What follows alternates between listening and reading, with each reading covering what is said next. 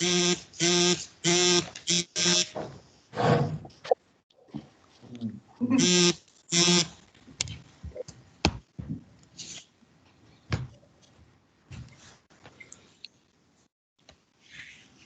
afternoon, everybody. We are going to start the webinar soon.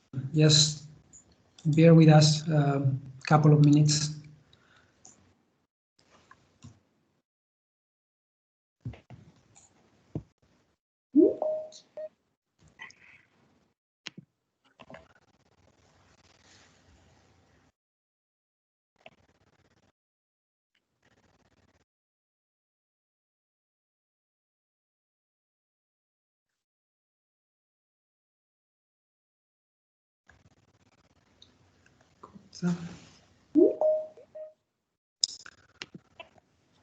Okay, so thank you all for joining today this webinar on access to space for all.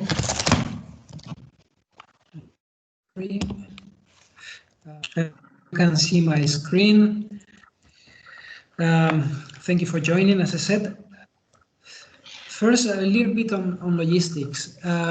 Please turn off your cameras and turn off your microphones. Don't unmute yourself and don't turn on your camera. If you have questions, please put them in the chat. So you can utilize the different controls that are there now in your screen for that. We will be taking note of the questions that you are asking, and we will be answering them during the question and answer sessions. There will not be questions answered during the different presentations. Yes, for you to know. So, first of all, let me introduce to the Access to Space for All initiative. This webinar is made in the context of the Access to Space for All initiative, and we have very good colleagues and speakers today. We have this morning Yukiko Komura and Alexander Vallet, and this afternoon we have Yukiko Komura and Veronique Loeb. So we have really the experts in the field for what concerns space law. And why is that important for you? Well, let me go to the Access to Space for All initiative. In the Office for Outer Space Affairs, I mean, the team that you have now in the screen is the team that is working in the office. We are located mainly in Vienna, but we have other two offices, one in Bonn, another one in Beijing. So we are geographically distributed, and we are taking care of many different aspects. This is the organization chart of the office. As you can see there are different sections. We in the office are doing a lot of capacity building activities, so helping countries and organizations in countries to actually learn and utilize more space, and that goes for a wide range of fields, ranging from international space law to disaster management and emergency response. So the different sections that you have there in the bottom of the chart are basically geared towards those different services that the office offers. You have the section on committee policy and legal affairs, which is where my colleague Yukiko Komura works, and is in charge of exactly that. He's in charge of policy and legal affairs, and he's also in charge of being the secretariat of the Committee on the Peaceful Use of Outer Space, COPUS, and you will hear a lot about COPUS today. We have another section, which is the Executive Secretariat of the International Committee on Global Navigation Satellite Systems, where issues like compatibility and interoperability of global navigation satellite systems are discussed. We have another section called UN SPIDER, which is the UN Space-Based Information Platform for Disaster Management and Emergency Response. And last but not least, we have the Space Application section, which is where I work. This section is in charge of the implementation of the program Space Application. And all these sections, as I said, we are very much focused on capacity building activities, and we are very much focused on helping countries in achieving 2030 Agenda for Sustainable Development that was agreed by United Nations member states in the General Assembly. Inside the 2030 Agenda for Sustainable Development, you have 17 Sustainable Development Goals, and goal number 4 is about quality education. So it's very much applicable to the work that we are doing. Each of the goals have under them a number of targets in order to verify whether the goal has been achieved or not, and a number of indicators that are measuring the progress towards those targets. In Sustainable Development Goal number 4, one of the targets says by 2030, substantially increase the number of youth and adults who have relevant skills, including technical and vocational skills for employment, decent jobs, and entrepreneurship. This is very important for us, and this goes to the root of why we are doing capacity building. We are helping countries and institutions in countries and individuals to get up to speed in those capabilities, in those skills, so they can be applied for employment and for jobs that are in huge demand these days. And that goes back to the Access to Space for All initiative. The Access to Space for All initiative is the practical aspect of capacity building that we are running under the program Space Applications. So what we are trying to do is in the program Space Applications, we have theoretical capacity building activities, so they are helping to build up the skills in a theoretical manner, but we also have this Access to Space for All initiative, which is providing access to research infrastructures and facilities that are otherwise very difficult or too costly to access for some institutions. So they can get the hands-on, the practice experience. And as I normally say, I mean, you can not learn to ride a bike by reading a book. You actually need to ride a bike. So in this sense, it's very complementary to the theoretical activities that are providing the background knowledge, but then Access to Space for All provides the opportunity to actually implement and build. And this is important. This is important for a number of reasons. These opportunities that are offered under Access to Space for All, they foster international cooperation and exchange of knowledge. And they are helping to develop cutting-edge skills. Just to give you a number, space reached an 8-year high last year in 2019. This year, probably with the pandemic that we are suffering, it's not another high in the record that we have. But still, I mean, that trend is very after the pandemic has finished. And it will continue in the future because space is becoming and is already integral part of national infrastructures and of national and private projects. The number of launches that are happening every year is a record number, is increasing with respect to the previous year, which gives an idea of how important space is for some countries. So what we are trying to do with this initiative, with Access to Space for All, is taking countries that want to develop specific capabilities, and you will see the capabilities in a second, from A to Z, from the beginning to the end. So at the end, there is strong capability in a particular field. And this is the different tracks that we have under the Access to Space for All initiative. As you can see, there are dots there. Those are opportunities that we don't have covered yet. Those are identified gaps, but we are working to actually get them into blue, which would be meaning active opportunities.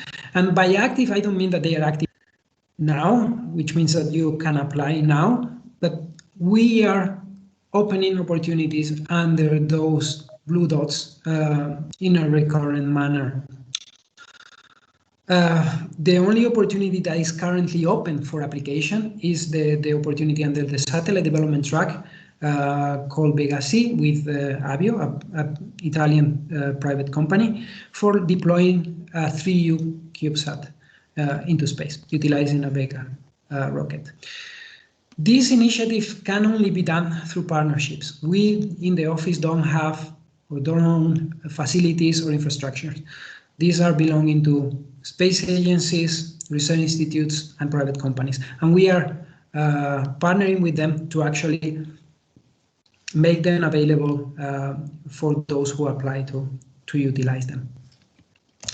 And this is the opportunity I was referring to. It's currently open, accessing space with Vega C. It's going to be open until the 4th of April 2021. But if you want to apply for this, you better start working on it now, as you will see in the presentations of today, because there are some requirements that you will need to fulfill. So start working on that now. And the presentations of today are also very important, because when you are launching a CubeSat through this opportunity, the mission profile of the mission of the rocket, it's not defined by the CubeSat. In this particular case, it will be the case. We will try the best to accommodate to the desired mission profile of the CubeSat, but it will mainly depend on the primary payload of the rocket. Which means that normally, considering the type of rocket, the orbit will be above 500 kilometers, which means that the CubeSat will stay in space for a long time. That's why in this opportunity we are making a lot of emphasis in getting applications that are fulfilling international space law, in particular space debris mitigation guidelines and guidelines for the long-term sustainability of outer space. We want to see how the different applications are fulfilling those when they are applying to these opportunities is a point that is really important for us. And also the frequency registration. So those are different aspects that will be covered in the presentation of today, in the different presentations of today.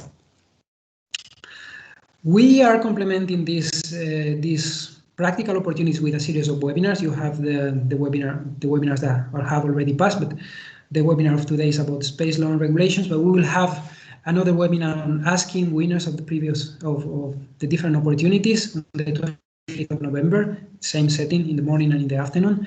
We will have another on artificial intelligence and access to space, and these are common webinars. They are webinars that are contributing to get you to know about the common fields that we are asking in all the applications. But we will have dedicated webinars for the different opportunities that we offer. And there will be a webinar next week on drop test, which is an opportunity that we are offering in cooperation with SARM and DLR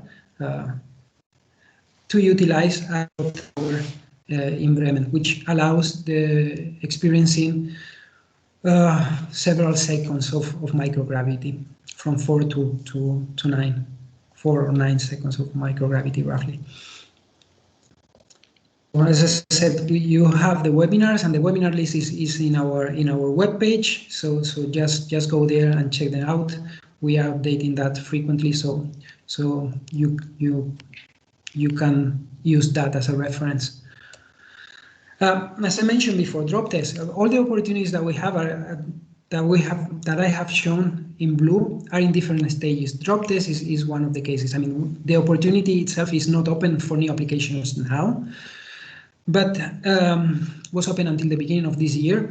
And a team from Universidad Católica de Bolivia was selected, and that team, it's the one that is in the picture. They are developing an extruder for a 3D printer in space, utilizing a technique that is completely novel. So this is the kind of experiments that you can try to run in a drop tower, and there are many other examples, but they are working on that.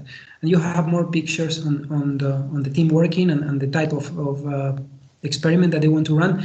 And you have a picture on a ventilator, and I put that there because the skills that are developed by participating in this program are cross-sectoral. They can be used in different fields. They can be used, and the primary goal is to use them for developing space capabilities, but they can be used for other purposes.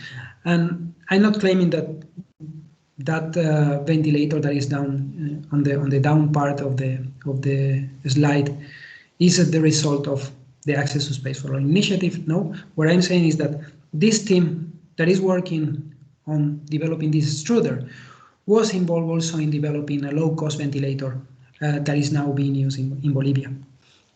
So these skills that a team can apply for preparing the extruder of a 3D printer in space are engineering skills that can be used for other purposes, like building a low-cost ventilator that is helping with the COVID pandemic in Bolivia, which is very important. It's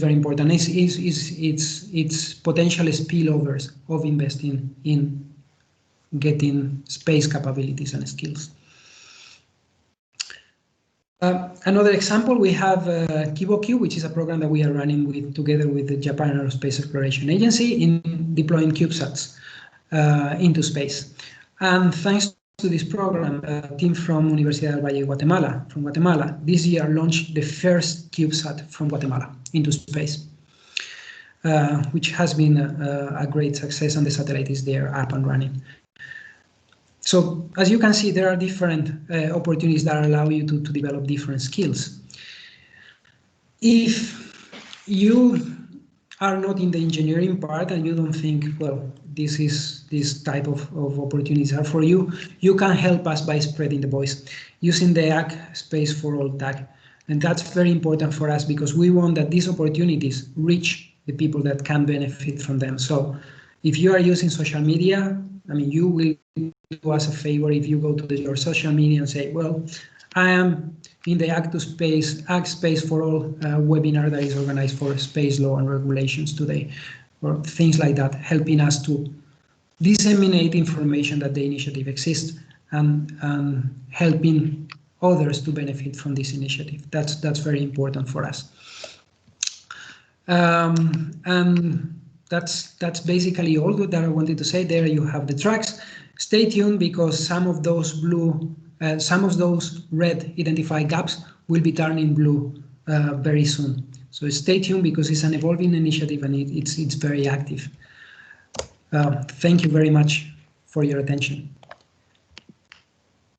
And without much more ado, I would like to introduce my colleague, Yukiko Kumura. She's working in the Committee Policy and Legal Affairs section, and she's going to shed us some light on space law and regulations topic. So Yukiko, thank you very much for joining us today, and you have the floor. Thank you. Let me try to upload my presentation. It might take some time.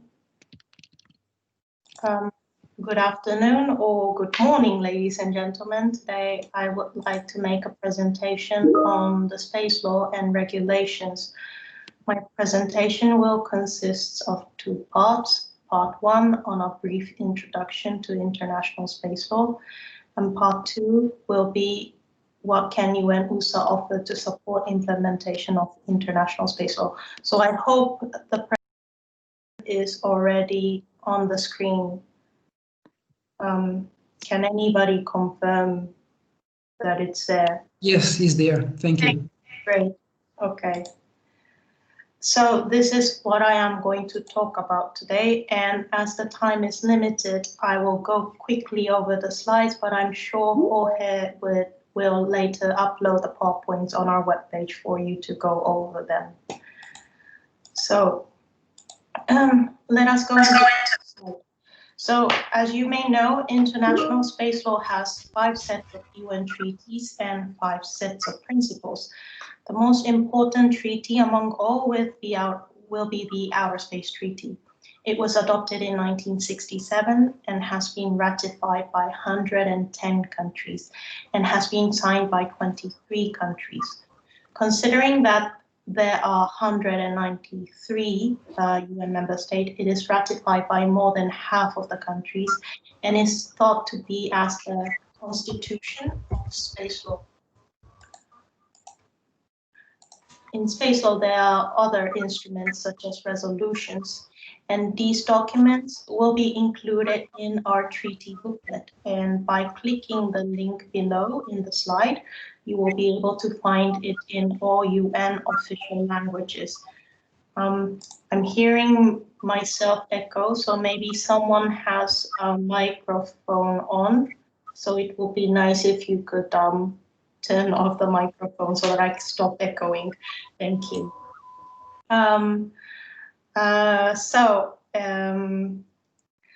I just want to highlight that the LTS guidelines being adopted in 2019 has not yet been included in the treaty booklet, so I will inform you later where you can find the original text. So let us go back to the Constitution of Space Law, the Outer Space Treaty. In 2017, a declaration was adopted on the occasion of the 50th anniversary of Outer Space Treaty. From this declaration, you will also be able to find out that the member states consider Outer Space Treaty as a key instrument. We're trying to increase the adherence of the treaty by explaining the benefits of becoming a state party to. Also, in the declaration, it is reiterated that the Outer Space Treaty comprises the fundamental principles of international space law. So, what are the fundamental principles of international space law? If you look at this slide, you will see that most of the articles in the Outer Space Treaty is actually considered as a fundamental principle. Exploration and use of outer space, principle of appropriation, international law and UN Charter, prohibition of weapons of mass destruction, international responsibility for national activities in outer space, international liability for damage, registration of space object, cooperation and mutual assistance to regard harmful contamination and harmful interference, and information and notification. Well, as I believe today's audience are mainly conducting small satellite activities due to the limited time frame, I am only going to focus on 3 points that is highlighted in this slide, meaning international responsibility for national activities in outer space, international liability for damage, and registration of space objects. So, moving on to the first point, under Article 6 of the Outer Space Treaty, it is mentioned that state parties to the treaty shall bear international responsibility for national activities in outer space, whether such activities are carried on by governmental agency or by non-governmental entities. Meaning, even if you're not a governmental entity, if you're going to launch a small sat or planning to launch a small sat in the future, you have to contact your governmental authority because they will be responsible for your activity. This is one of the unique characteristics of space law. Also, it is mentioned in the article that states should be authorizing and continuously supervising the activity conducted by non-governmental entities. So please do contact your governmental authority. Now, in the treaty, there are a number of unmentioned things. For example, what is considered as a national activity? What is considered to be a space activity in your country? Who is considered to be a national? Is the activity taken in Earth considered to be space activities? These are not mentioned. Also, it isn't mentioned in the treaty how states should authorize and supervise activities of non-governmental entities. So it is up to each state to decide what is a national activity or how it wants to supervise these entities. And that is why we would like you to check with your governmental authority. What we often see from national space legislation is that authorization for space activities are given in the form of licensing. And if you fail to meet these requests, some states even have sanctions to private entities, non-governmental entities, or other entities. But there are, if you fail to meet the requests, there might be sanctions. So that is why we repeatedly say that please check with your governmental authority.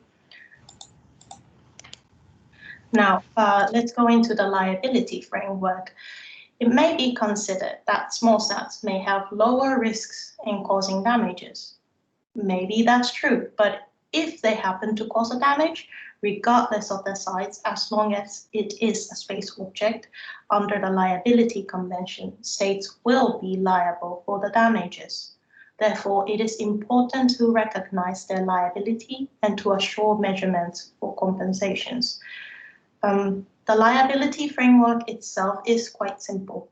A launching state shall be liable to pay compensation for damage caused by its space objects. What is not simple is to understand the definition of the launching state. For example, a launching state does not mean that your country will not be one just because it does not have a launching capability or facility. I mean, as long as you conduct a space activity, your government will be included as a launching state under the 4 categories listed in the slide. So another unique characteristic of space law is that there are 2 tiers of liability: absolute liability and fault liability. So to make it simple, if a damage occurs in Earth, the states will be absolutely liable for the damage.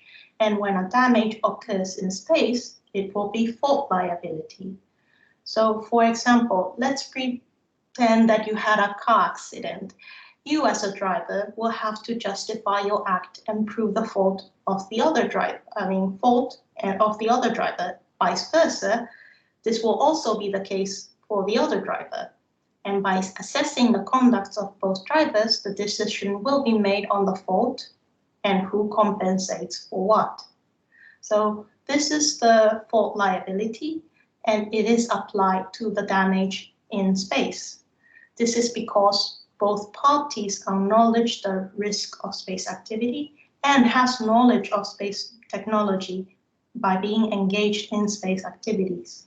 So, but on the other hand, when it comes to damage in Earth, it will be difficult for someone who may not have no knowledge of space technology to prove the fault. So also states engage in space activities because it is beneficial, but also has to always undermine that it is an ultra hazardous activity that may cause great damage. That is why when damage is caused in Earth, there is no assessing of conduct.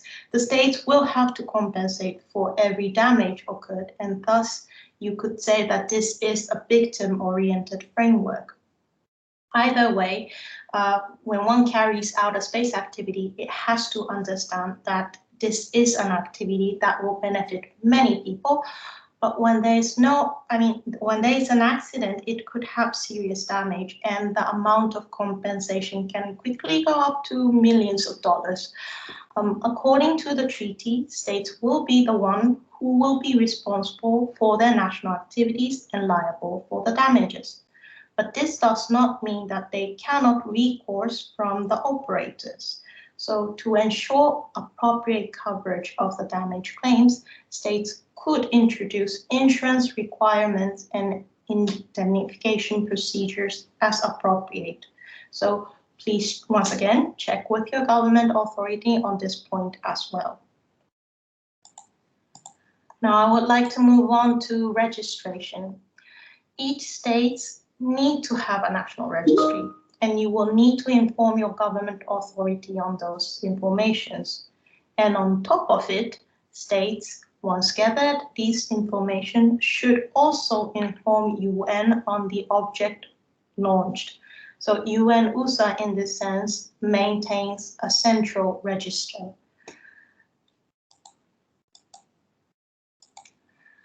According to the registration convention, state has to register the space object by sharing the following information to the UN. Now, in regards to small satellites, I would like to highlight one point: data and territory or location of launch. Back in the early days, no one thought of developing small satellites or even piggyback launches. So the only thought of it was launching big satellites with rockets. But lately we have a big question: what is the definition of launch in terms of small sats? This is a question raised in the legal subcommittee of COPOS through a questionnaire on small satellites. Because small satellites are not always deployed in orbit with rockets, therefore there may arise a problem in finding the appropriate launching state, who procured the launch. So, which in terms of liability will be difficult to find the country liable when an accident has occurred. We have so far received many registration on small satellites, but some states put the date of launch of the deployment of CubeSats from another orbit or sometimes international space stations. And other states put the launch from Earth to simply to outer space. So the practice itself differs from state to state. So please check with your government and discuss who will be the launching state and what information will be registered. In 2007, additional information was recommended to register, considering the transfer of ownership in the orbit and updating whether the satellites are functional or no longer functional. So in that sense, small satellites, regardless of their size, will need to register in a timely manner.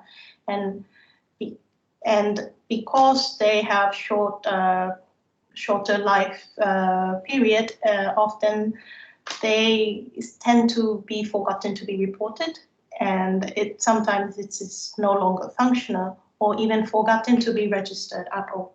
So please contact your governmental authority once you decided to plan and launch your small satellites, so that it could be correctly registered in your government's national registry as well as the UN registry to maintain sustainable space environment.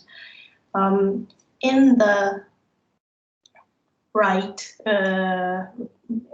side of the PowerPoint, I have a model form attached to it, the slide, but in our webpage we have a model form to register a satellite.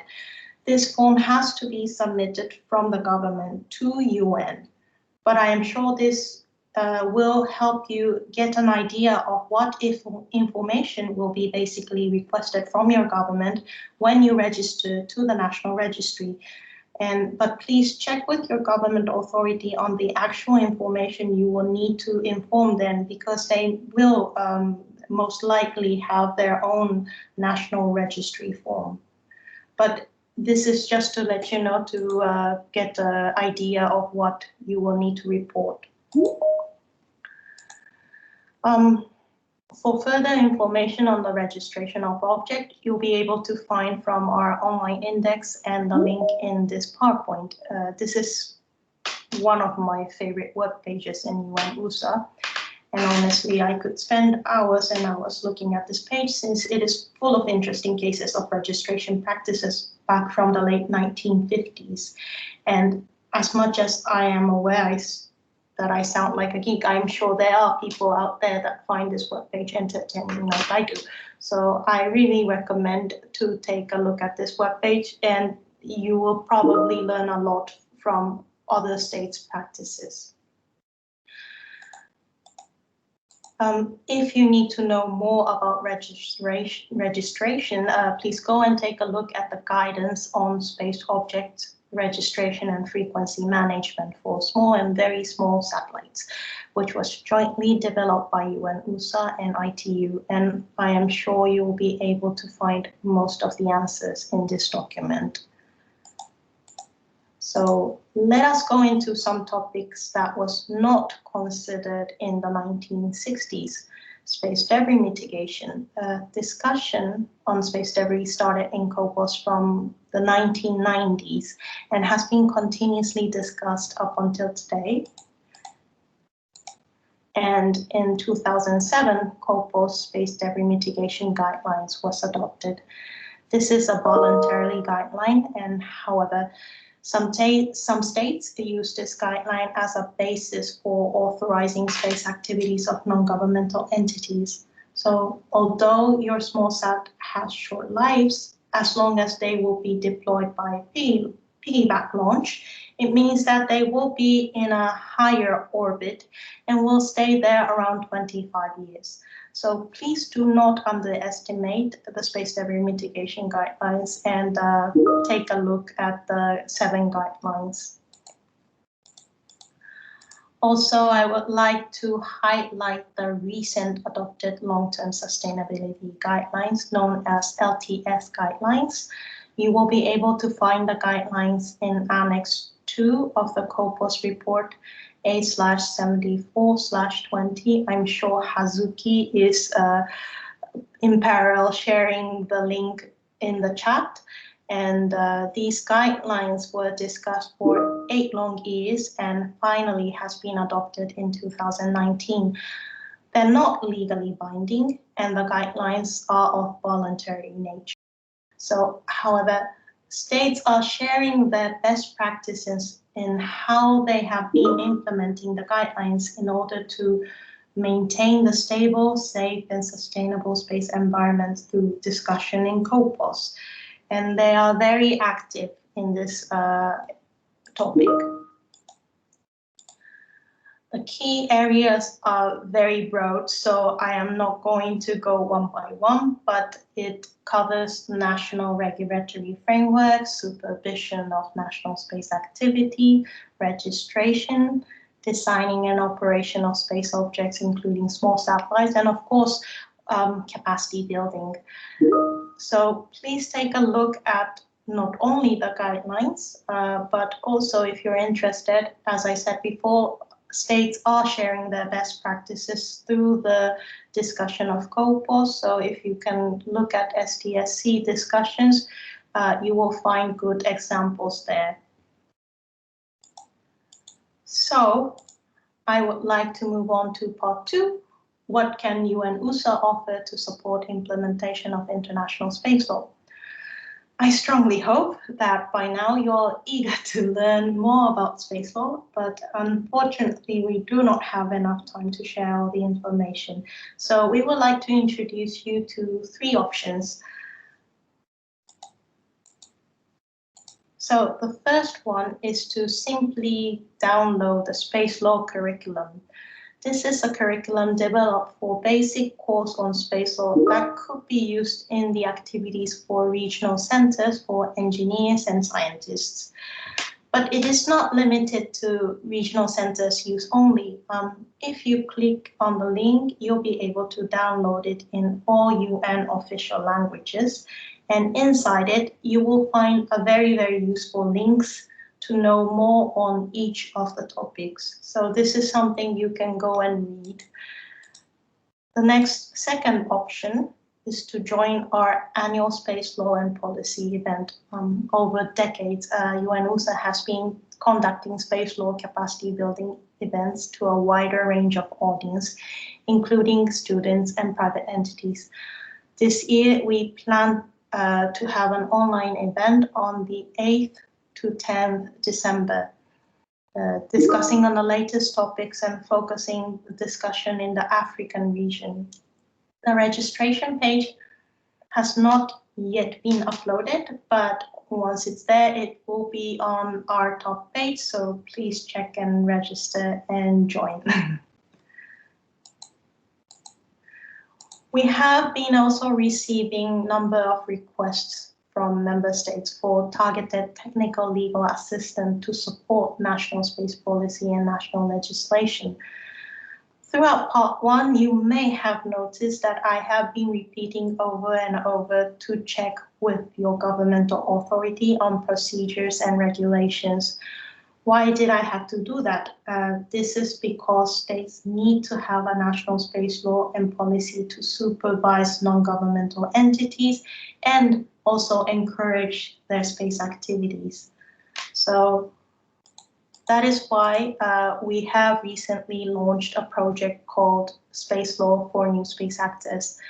The project aims to, in collaboration with requesting states, identify needs and deliver tailored advisory services in drafting national space legislation and national space policy.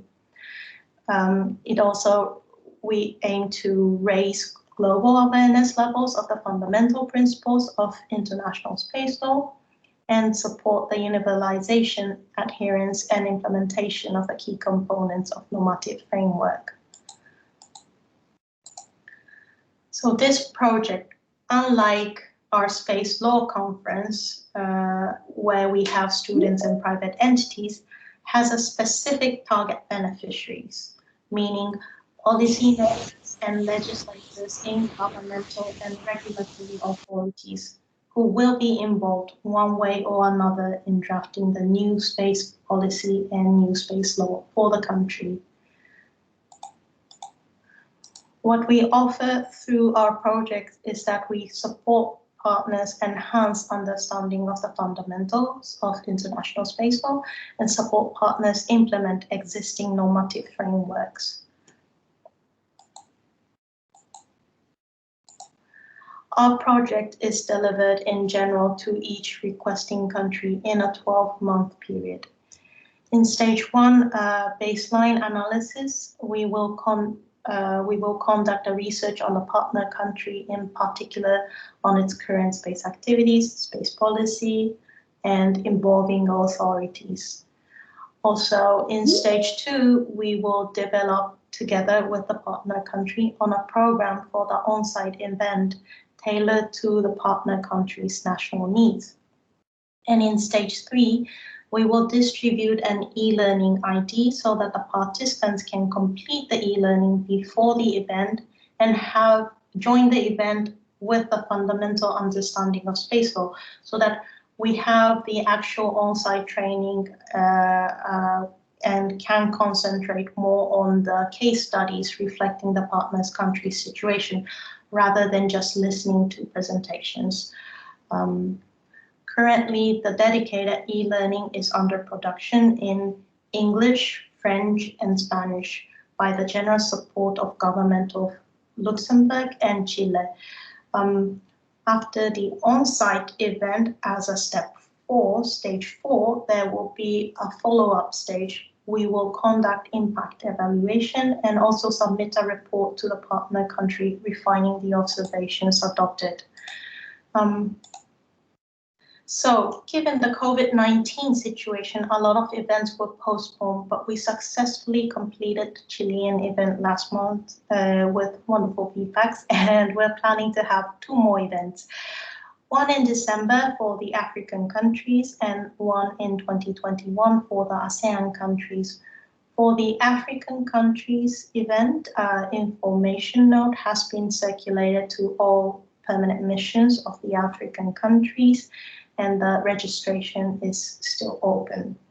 Other than the listed activities here, there are a number of other planned activities for 2021. And once these are confirmed, it will be updated on our webpage. I would like to highlight that awareness of and adherence to international space law is becoming more important than ever as we have new actors joining space activities. And we need national space law to foster responsible national space activities to maintain sustainable environment in space. Last but not least, our space law for a new space actor project is delivered through contributions of donor countries such as Government of Luxembourg, Government of Chile, and Secure World Foundation. Recently, we have received Government of Belgium as one of our new donors to this project. And we would like to ask for countries to be donors to this project so that we can provide such legal assistance to those states who are seeking for support and maintain sustainable environment in space. So for further information on the project and the upcoming technical advisory missions, please contact myself with this email address here, and I would be happy to answer all questions. Thank you very much.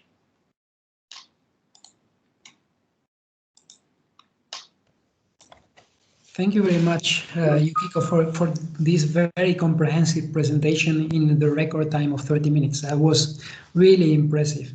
Sorry, I had to run through, so I hope everybody catch what I was saying. That was perfect. That was perfect, touching on very different aspects that are very important. And of course, if participants want to know more and want to get more information, the different projects that you mentioned, like the Space Law Conference, getting engaged with the office, with the curriculum, or the Space Law for New Space Actors project, I mean, that's a way to get in touch. So you have seen the email address from Yukiko. Please reach to her. I've seen that there is a lot of activity in the chat, so really amazing. Keep it up. That's great.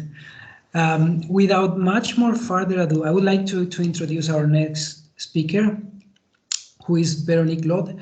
Veronique is a senior radio communications engineer in the Space Services Department in Radio Communications Bureau of the International Telecommunications Union. Veronique, thank you very much for being with us today. The floor is yours. Thank you, Jorge. Good morning, good afternoon, everybody. Trying to launch my presentation. Up. So I'm Veronique Lod. I'm engineer at ITU. I'm also the ITU representative at the COPUOS. And I will present to you the practical step to file a satellite network at ITU. The ITU is the United Nations Specialized Agency for Information and Communication Technologies. We are serving 193 member states. And one of the strengths of the ITU for the work of its study groups is that we are gathering all together not only the government, but also the operators, the companies, the private sector in general, and we have also a lot of academia members. We are based in Geneva, and we have some regional offices also. We are today 750 staffs, more or less. During this presentation, so we will answer the question, why do we need regulations for the spectrum and orbits? And we will go through the main steps to file a satellite network to ITU. We could think that space is big enough, but we see that it's not. We see there's many antennas, different type of antennas, there's many satellites, all of those objects are communicating together. We know that due to the physics law, the propagation of radio waves is wide, doesn't stop to the political borders of countries. So obviously, to avoid interference when operating, there's a need of regulation. The regulation of space services and activities for radio spectrum is included since the 60s in the radio regulations. The radio regulations is today 4 books, more than 2,000 pages. The first book was ratified in 1906, and since that time, there's 39 conferences who amended, modified, added services to the regulation of the radio spectrum and orbits.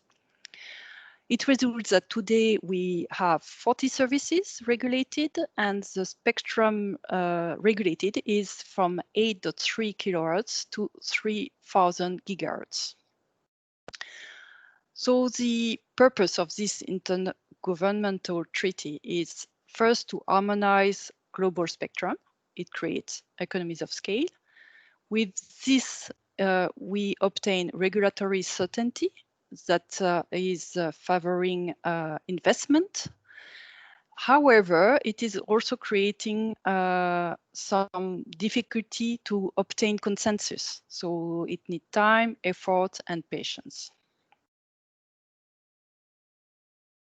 Within the radio regulations, there's mainly 5 mechanisms to obtain equitable access to all member states to the spectrum and control of interference. The first one really beginning of the process is allocation, means allocation of frequency in separating each services to different frequency bands. Power limits, that mean global limitation of the powers of antennas and emitting. We'll go more in details later about that step. Coordination, that is often well known because it's operators who have to coordinate. So it's between administrations, and it is ensuring that the interference-free operation is possible. So a good sharing of the spectrum and the orbits. All that is officialized somehow when it's recorded in the Master International Frequency Register, also called MIFR. It is not the same register as the one in UNOOSA. It is the register for the frequencies and orbits usage. And then, once recorded in the MIFR and put into operation in space, there's the mechanism of monitoring the operations to follow case of interference and solve issues if necessary. So that are the 5 main mechanism in the radio regulation. Now we can go quickly to the, not quickly, but to the main steps to file a satellite network to ITU. The mechanism are explained and detailed in the radio regulations, and the ITU Radio Communication Bureau, the BR, is a secretariat to apply the radio regulation. The first step is identifying service frequency region in the table of allocation of the radio regulation. It means we have a project, a satellite project, so we know which service it will operate. It can be fixed, mobile, broadcasting service. We know from the technology and the type of antenna we want to use, what type of frequency bands are appropriate.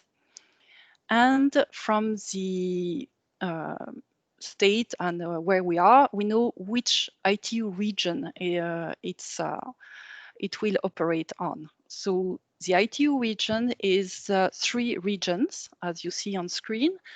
The world is separated in 3 regions. So all those 3 data bring back together is defining which allocation will be chosen.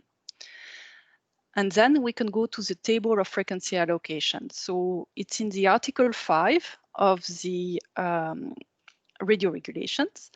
That's how it looks like. There's many pages for all frequency bands. We can recognize here the regions.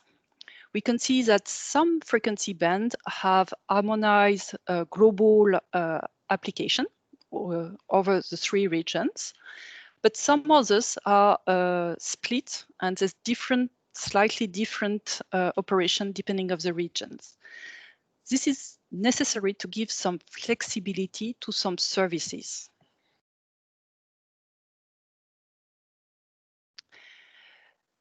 The sharing of orbit spectrum resource, there's 2 main approaches, the coordination approach and the planning approach.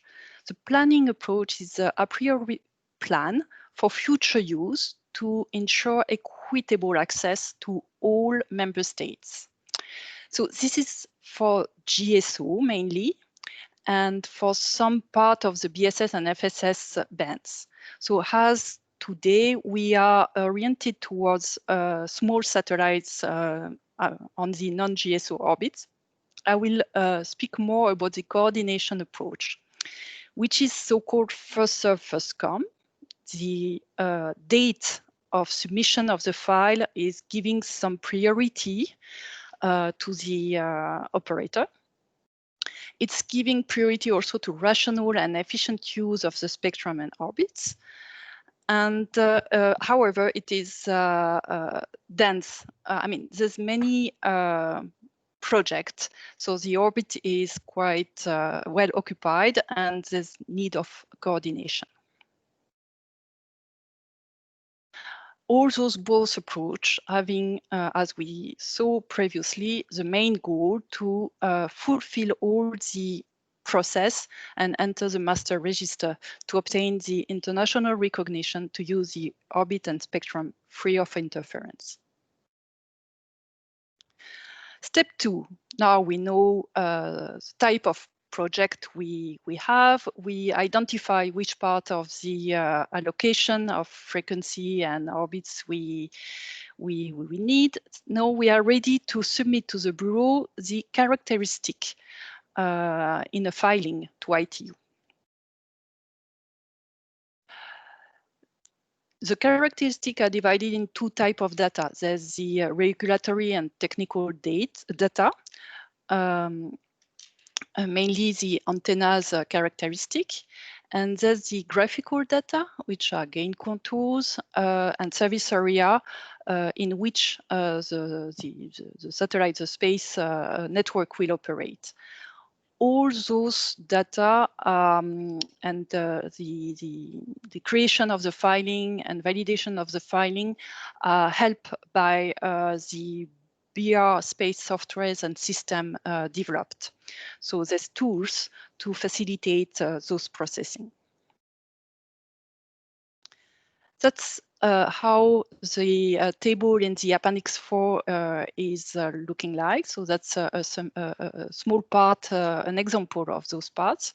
So you can see that there's all the element characteristic with definition, options, precision, and reference to the other part of the provision of the radio regulation indicated and to be followed.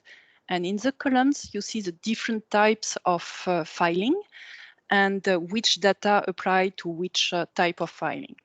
And the softwares, the BR softwares, are leading you and helping you to go step by step through those filing definition. Once the file arrives to ITU, now there's the step 3, which is the examination if the power limits are respected. And as I said before, here's some precision of what are the power limits. It's what we call the hard power limits. Because the conclusion is, the findings is favorable or unfavorable. That means if the system is respecting the mask and limits of PFD, ERRP, and EPFD, that means if it's protecting the walls, the terrestrial services, space services, and the GSO from non-GSO, then the findings are favorable. If it's unfavorable, the finding is not accepted and has to be reviewed. Similarly, for those technical examination, the BRs develop softwares to assist and do automatically the calculation from the data submitted in the filing. The step 4. Now we've got favorable findings. The characteristics are within the power limits, the global power limits. Now, still as we saw previously, there's many filings, many projects in use or not yet in use, but to be coordinated with, within if it's close location, orbital location, or close operational location. So the sharing of orbit spectrum means a series of bilateral negotiations to prevent harmful interference. And that part can be a critical part. To recap this process, and I will speak only about the case of usually the small satellites, which are the non-GSO, not subject to coordination filing. So it's in the volume 1 of articles 9 and 11 of the radio regulation. So we have the submission of the satellite network filing, the advanced publication of the characteristic. Some comments may happen from other administration on those characteristics.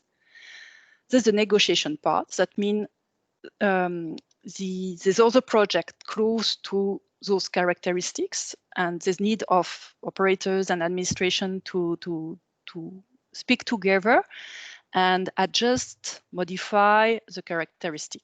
Usually it's within the envelope, and it has to be within the envelope of the advanced publication information. And at the end, by adjusting, knowing each operational characteristics, so they eliminate risk of interference identified by the calculation done. Then, once the risks are eliminated, there's a summation of final characteristic to the ITU, and we call it notification. And the aim of the notification, once the BR has validated the compatibility with the radio regulations, it's to record in master register. This last part has to be done within the 3 years before the bringing into use of the satellites. However, from the first submission of advanced information to the final submission, to the submission of the final characteristics, the regulation says that there's a maximum of 7 years. So there's some time to do the negotiation and adjust the characteristic. However, max 7 years doesn't mean that it has to be 7 years. Usually it's for small satellites, it's more 12 to 18 months. And we obtained the international recognition to use orbit spectrum as defined in the final characteristic to operate free of interference. So the key issue about successful negotiation. So as we saw, there's many filings to consider. So it can be time consuming within the regulatory deadlines, but we've got 7 years. And it can be a technical challenge to ensure operation because some parameters may not be flexible as we wish. There's a priority approach. So filings, but filings may not be real. I said you have to consider risk of interference to filing submitted before you. However, some of them may be paper submission or systems that are not actually in use. And but that's now we've got the web and the search engines, and we can get some information to identify what is the status of the project that you have risk of interference with. And that can eliminate or prioritize how the coordination and the negotiations are led. Step 5 and last step, actually, almost last step. So notified, last characteristic, no risk of any more risk of interference with the priority order and other projects. So you go in the master register and you obtain international recognition to use spectrum and orbits. Today, there's more than 6,000 satellite networks registered. And all the data are available online in ITU website and in the BR circular issued every 2 weeks to publish all the results of the examination, which is called BR IFIC.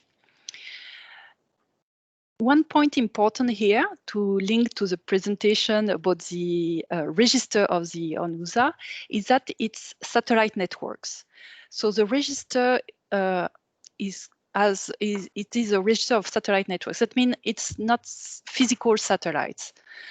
A satellite network can be operated by one or many physical satellites. And in opposite, one or many physical satellites can operate, one satellite can operate many satellite networks.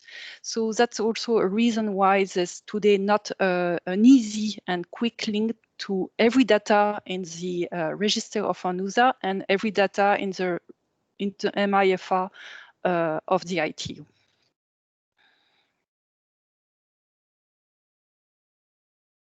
And now it comes to the key points to remember from this presentation.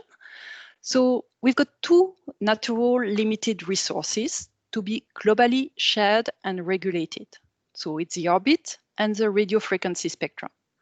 In terms of sustainability, we can notice that the usage of orbit and radio frequency spectrum is sustainable and can only be sustainable because the usage and the release of the usage of those resources doesn't alter the resources. So we are looking in that term that there's no difficulty, no problem, issue of sustainability. The legal framework is in the ITU Constitution and Convention. All the mechanisms are explained in the radio regulation and its rules of procedure. And there's also some recommendations issued by the ITU about all different type of part of the radio spectrum usage. All those documents are available on the ITU website, and you can find in the annexes of this presentation, which will be posted, some links to all those reference documents. So the summary of the 5 steps to register satellite frequencies. First, identifying the project, radio services, frequencies, regions. Gathering the characteristic of the satellite networks to be submitted in a filing to the ITU. Checking if power limits and other regulatory limits are respected, and this ITU software dedicated to that purposes. Sharing share of identified orbit spectrum resources through bilateral negotiation aim at preventing harmful interference to occur. So that's for the other filing in your neighborhood of your project. And last, sending the final characteristic modified, eliminating all risk of interference for entry into the ITU master register for operation free of interference. Those steps, this process can look complicated and difficult. However, it's always the same steps. It's always the same softwares. There's some modification and updates, but globally, it's the same principle. So it's not that difficult to follow and implement. And we, all the engineers and all the staff in BR is always ready to assist you and help you to understand how to use the software, how to navigate through the data we are issuing in our circular, and help in any case if you have a doubt or question. So what we say, and we encourage you to contact us, and we will assist you as much as possible to implement the process. In that view, we will do soon a seminar. So the ITU is organizing online in 2020 the World Radio Communication Seminar, and it will be 2 weeks. And we will speak about all the concept, all the new resolution and new article and key modification from the past conference, and assist and explain how to use our tools to create a filing and go to up to the entrance in the MIFR. And if you want to learn more and register, so you've got on that page the link for registration. So thank you for listening to me today. So Mr. Alexandre Vallet, who did the presentation this morning, who is the Chief Space Services Department, and myself, Véronique Glaude.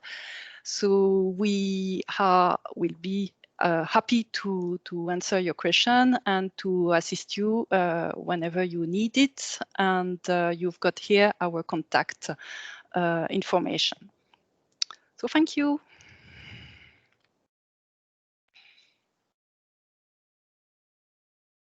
Thank you very much, Veronique, for that very comprehensive presentation. It was covering a lot of information, and I'm sure that the people that is attending, all the attendees for the workshop, will definitely benefit from attending the World Radio Communications seminar that you are putting together. That's great add-on. So if you have questions that are not answered today, please register for the World Radio Communications seminar. That's going to be a big thing. Thank you, Veronique, again. And without much further ado, I would like to go to the questions and answer session. Just a reminder, my colleague Hazuki has posted already in the chat, but she will probably do it again, a form, a questionnaire that we would like you to fill in just to help us getting some feedback on these webinars and how to improve. That's very, very useful for us. So please, if you can, fill in the form. Really, really appreciate it. And so without much further ado, as I said, let's go to the questions. I've seen that a lot of activities in the chat, and I've seen some interesting and definitely funny questions there. So let's have a look. So hi, this is Chim Moy, legal officer in Antrix. The question is for Yukiko. Since there are 4 possibilities for establishing a launching state, in a scenario of all 4 are different countries and no one wants to take the liability, how will the launching state be determined?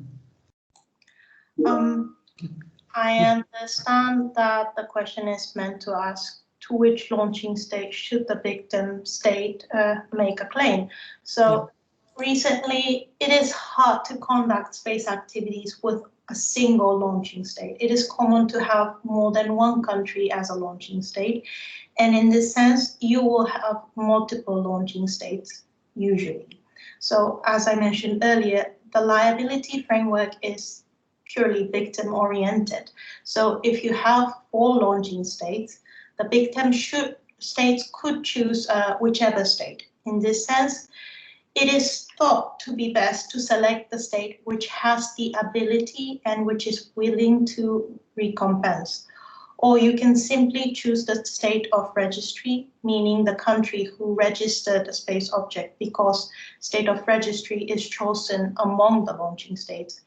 And afterwards, once the compensation is made to the victim state, the launching state which has paid the compensation for damage shall have the right to present a claim for indemnification to other participants in joint launching. So the launching state, whoever you approach, the launching state usually has an agreement internally and has decided on more or less on how to split the fee for compensation. So the treaty is aimed for speedy procedures in order to save the states suffering from damage. So if you can read through the liability convention, you'll find the dispute settlement there clearly stated. Thank you. Thank you, Kiko. That I think was very clear. We have a question from Rania Tukebri, Regional Coordinator for Africa in SGAC, the Space Generation Advisory Council. In case our governments still don't have a clear space framework and specific space policies, is there a program supporting emerging countries? Thank you. I think that question goes to both, to Veronique, Yukiko. Thank you. In terms of from UNOOSA, what we can offer is the project I mentioned earlier in my presentation, Space Law for New Space Actors project, that would support the government who draft national space policy as well as national space law. So we're happy to receive contacts from governments who are interested in our project. Thank you from my side. Yes, from ITU point of view, I don't know if this project in that direction. Maybe Alexandre has some point. Yeah, thank you. Generally, space telecommunication law is in fact a subset of the general telecommunication law of a country. And generally also, even if it is not specifically assigned to space, the telecommunication law principles apply to satellite communications as well. So there may not be in the telecommunication law of a specific countries the detailed paragraph on satellite communications, but their general principles may be applicable to that. It depends from country to country. If really there is absolutely nothing, the ITU, the country can contact the development bureau of the ITU, and to try to establish a project to organize the development of the law. But normally this is quite rare. Thank you. Thank you very much, Veronique, Alexander, for that clarification. Thank you, Yukiko, also for clarifying that. Question on that goes, I believe, for Yukiko. How do I get my country to engage in the activities that Yukiko mentioned? How can I increase awareness about this at government level? And this question comes from Victor Gonzalez. We're trying as much as possible to raise awareness on this project through international conference, through the Committee of Peaceful Uses of Outer Space, and also through this webinar.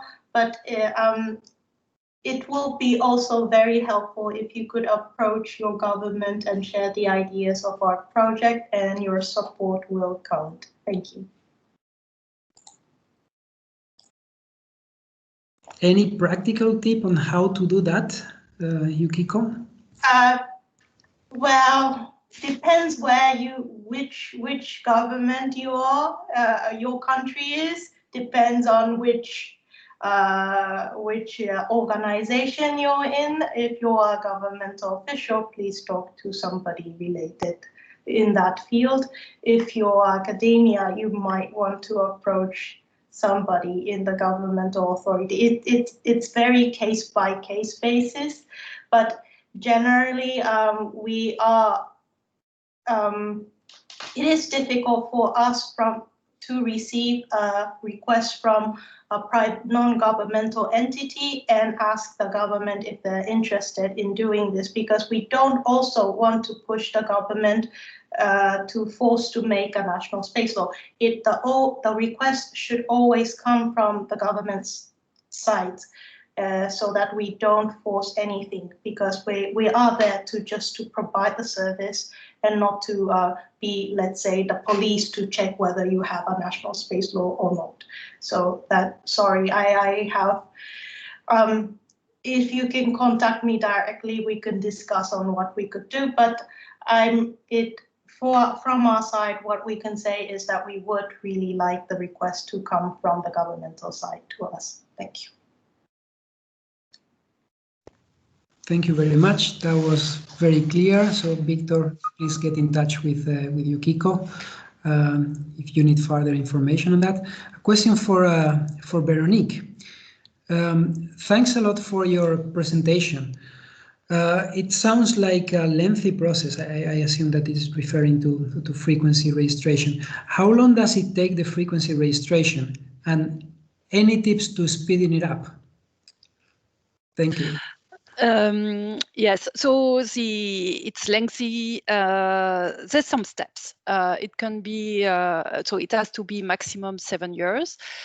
Depends when you start the project, the process of filing to ITU. We encourage the operators to initiate when they start to contact manufacturer to evaluate which will be the characteristic and to start to file to ITU. And then it gives some time for the ITU process and the coordination process. So For small satellites is, as I said, 12 to 18 months usually. It's not that much. It's reasonable within the project of manufacturing and launching a small satellite. How to accelerate the process is doing the due diligence, preparing in advance the validation, and using the BR softwares to evaluate the risk of interference with others, and then it can be accelerated. So knowing maybe where's the process and starting it at the right time. Thank you. Thanks a lot, Veronique. It's clear that it's a process that takes time, and that's why, I mean, this webinar is raising awareness about that. There are documents that have been prepared together between ITU and UNOOSA on providing guidance on that. So please go and check that documentation and ask any questions if you have them. But take into account that process needs time. So when you are thinking in applying to one of the access to space for all opportunities involving the deployment of satellites, you have to account for that time as well. So it's not something that you do from one day to the next and you are up and running. It takes time. So next question. This is interesting. A curiosity, and I think that goes for you, Kiko. What happens if a satellite struck my car? Who do I claim? I love this question. Thank you. So allow me to quickly go over the dispute settlement procedures under the Liability Convention. If your car would be struck by a satellite and you can't use your car anymore, that means there is a clear damage of property. So first, you contact your governmental authority, and then your government will have to identify who is the launching state, including state of registry, because state of registry is always in the group of launching state of the satellite. Then your government, once identified, claim compensation to the launching state, as I explained earlier, whichever could be the answer, whichever launching state that has been identified, they claim it through a diplomatic channel, not later than 1 year following the date of the occurrence of the damage. And if not settled within 1 year, the parties concerned shall establish this claims commission, and the claims commission should give no later than once established, should give a decision within 1 year. So the timing when the damage you will get compensated will depend on your government's national space law or other related regulations. But if you get in your near future, and I hope not, but if you get struck by a satellite, first do contact somebody in the government so that they can start the process. Thank you. Any guidance that we can give to whom to contact? I would say if there's a governmental authority related to outer space, that could also be, but it's an accident, so you could also contact the police. Anyway, once you contact the government would have to identify who will be in charge of this. So just contact somebody in the government. It depends, as I said, it depends on the governmental structure as well. So, I can't say more than that. Thank you. Thank you, Yukiko. I was imagining the call to the police, and that has to be interesting, definitely. Police will definitely panic, but I'm sure they will find someone to contact within the government. But yes. Thank you for that answer. So we have another question. Does UNOOSA provide legal support for international contract drafting with new states which have not yet a space policy plan to safeguard foreign private companies starting working in such states and engage in drafting such plans? It's a complex question, I would say. Take your time to read it. Yes, always some drafting with new states, which, well, the thing, currently we don't not have specific legal support in drafting bilateral agreements between states, and what we offer is, what we currently offer as from the UNOOSA side is the 3 options that I mentioned, and so in that sense, and the third one might be the most likely to be close to support this situation, is that we help this new state build, draft a space policy. But at this stage, I would say we do not, at this stage it is difficult for us to support these types of legal support in terms of bilateral international agreements. Thank you very much. There is a follow-up question concerning the whose state to claim, provided that one state is in each of the cases that was mentioned to be a launching state, so that there were 4. So the follow-up question is, in the case, is there in the case the victim can choose, can it be joint or several liability? So I think the first question is, can the victim choose, and then can it be joint or several liability?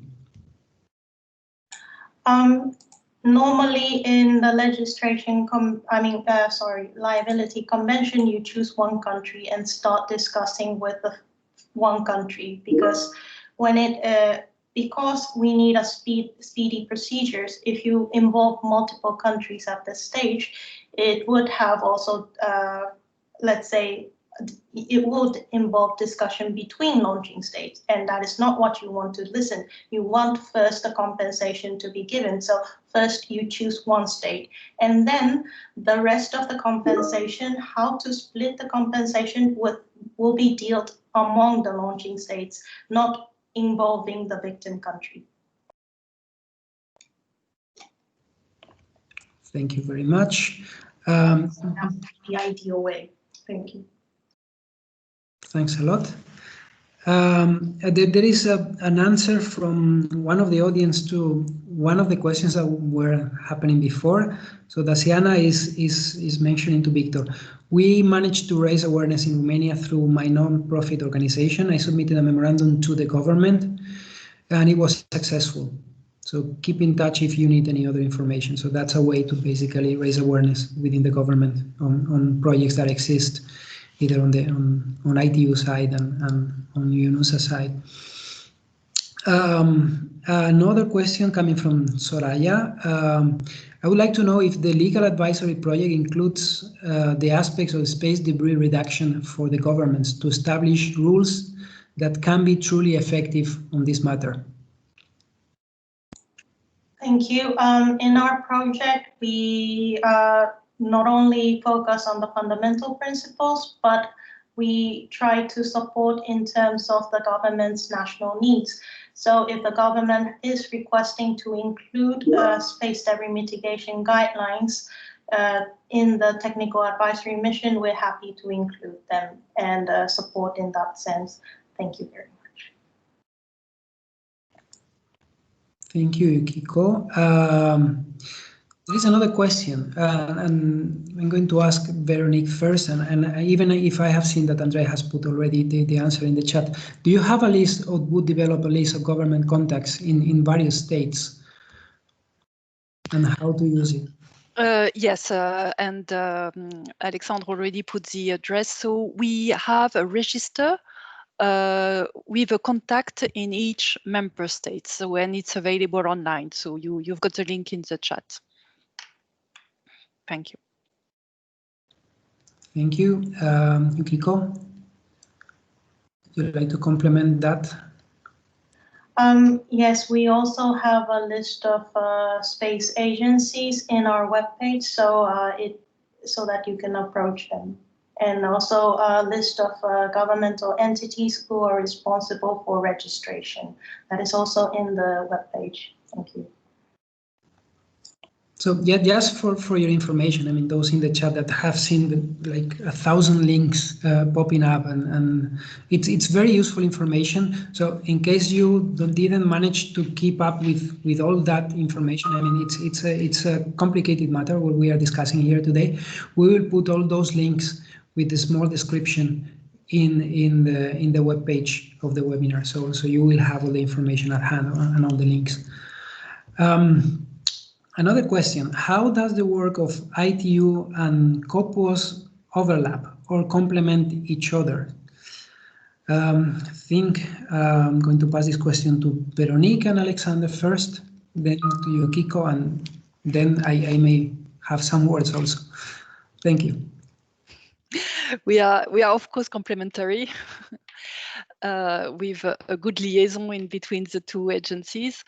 ITUR is dealing with the radio regulations, so the spectrum, not only for space, but also for terrestrial spectrum. So we are covering everything related to that aspect. And in the work of the COPUOS, it is clearly indicated that is covering all the other aspects except the management of the radio frequency, which is covered by ITU. But maybe Alexandre or Yukiko, you will complement that. Yep. No, nothing more from my side. I think it's complete from my side. Yes, as Veronique has clearly explained, we complement each other, and also not only the work of COPOS, but as I mentioned earlier in my slides, we work together on a guidance document with ITU on the guidance document on how to register and frequency management on very small and small satellites. Also, we have when we have capacity building events, we ask ITU to come and give us a presentation so that the audience understand the radio frequency management aspect, and then also vice versa, we are invited to ITU events. So this is how we try to raise awareness in a very comprehensive way. Thank you. And you have the perfect example of cooperation today. I mean, there have been many, but today you see that we are working very much aligned together, and there are presentations of ITU in COPOS, there are presentations from UNOOSA there was one in WRC last year. So we are keeping in touch and working together, and as you have seen, that there are complementarities between the two entities. So it's really great to have such colleagues on the other end on ITU. So it's really great. Another question from Ines Lopez. Thank you so much. This is great. How to promote sustainable development, including space debris reduction, or even the obligation to plan the remotion? I think that question goes to Yukiko. I have an English problem. Remotion meaning removal. Removal, I guess. Okay. Yes, we are now discussing in the Committee of Peaceful Uses of Outer Space. In the legal subcommittee, we're discussing on space debris remediation. So in that sense, and also not only remediation, but mitigation. So in that sense, we're trying to discuss the best way forward in terms of promoting sustainable use of outer space. And yes, and as I said before, the UN COPOS space debris mitigation guidelines is at this moment a voluntary guideline, but it is for some states it is one of the requirements for providing authorizations to provide private entities and to do space activities. So in that sense, it is in a way not an international obligation, but for some states, it could be a national obligation. Thank you. Thank you, Yukiko, for that answer. If I may, I mean, Yukiko was explaining the process from the office point of view, but you had a good answer that was given by Daciana before on a private initiative by a non-profit organization on submitting a memorandum to the government to raise awareness. So if you want to promote sustainability and sustainability of outer space activities, I mean, there are other things that you can do. You can raise awareness in many different forms. And if you would like to count in with the office, please, I mean, drop us an email. We are happy to help in that.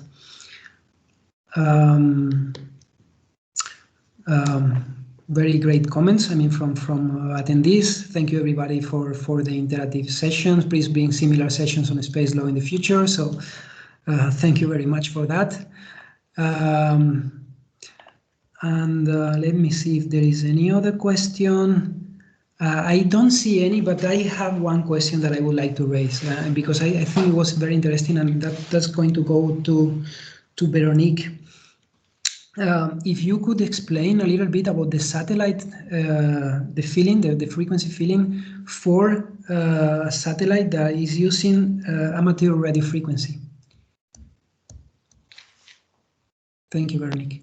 Yes, thank you. So there's the normal procedure. I mean, your usual procedure: selection of amateur service frequencies.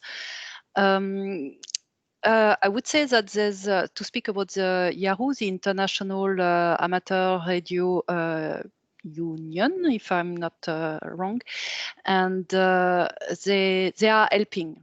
They are proactive to help people who wish to file to ITU with the with using amateur service frequencies.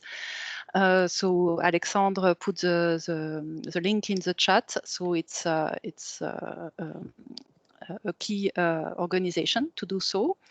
There's, from my view, there's one thing important to know when using radio amateur frequencies is that there's some restriction also. It has to be non-commercial usage, which is sometimes not known by everybody. If it's becoming commercial usage, so the radio amateur are not appropriate. So other type of frequencies and services has to be has to be chosen. Otherwise, globally, from my point of view, it's a regular process. But maybe Alexandre have some other parts to add. Yeah, no, not really. The important point is that even if you are using amateur frequencies for your project, you need to follow the ITU registration process of these frequencies. As mentioned by Veronique, it's also a great help to contact the International Amateur Radio Union. And we have produced, we have put the link on the chat. No, apart from that, yeah, the third thing is really, please note that this is only for amateur purposes. So it's fine for universities. If some people in the universities have an amateur radio license, it's fine for an amateur radio, of course, radio amateur. It's not fine for a commercial company. And when it gets tricky is that if you are starting as a university project, but then you want to develop your project and offspring and becoming a commercial entity, please note that you will not be able to continue to use the same frequencies on your satellite when you become commercial. So it may not be so interesting for you to go on an amateur frequency if you plan to become commercial at one stage. Thank you.